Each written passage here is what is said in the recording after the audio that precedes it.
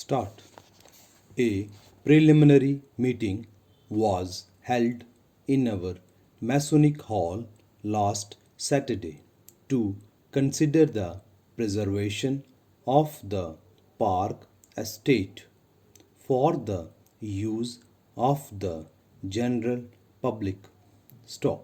Several peculiar circumstances have prejudiced the consideration of the matter in the past, and the peculiarity of the case, when published in the newspaper, arrested the attention of many local celebrities who saw that action was necessary if the reputation of the town was to be upheld.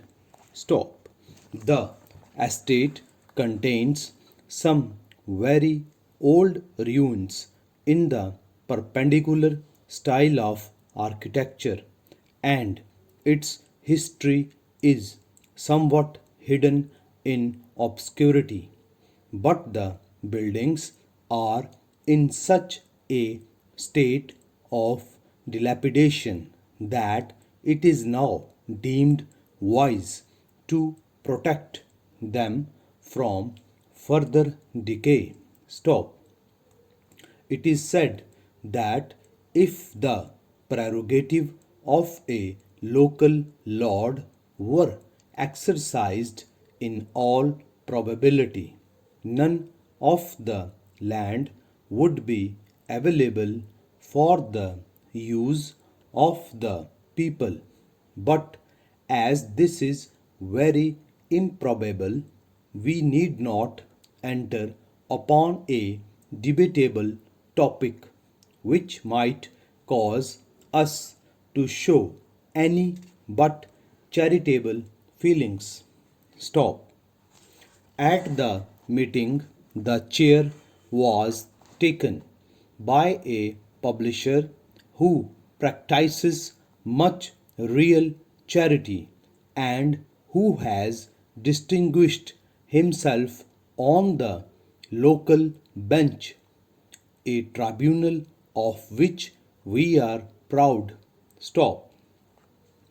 On the platform were Mr. Arthur Johnson, who has performed signal services for his town, Mr.